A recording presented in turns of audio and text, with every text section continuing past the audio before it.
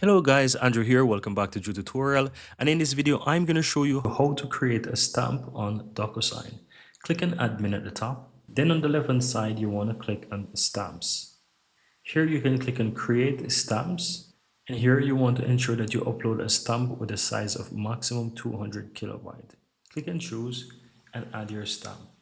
The image must be at least 200 kilobyte, and as you can see, if it's approved, if it matches, you will have your stamp there. Here you can even change the image, or you can put it like a circular crop or whatever it is. I'm going to leave it as is and click on next.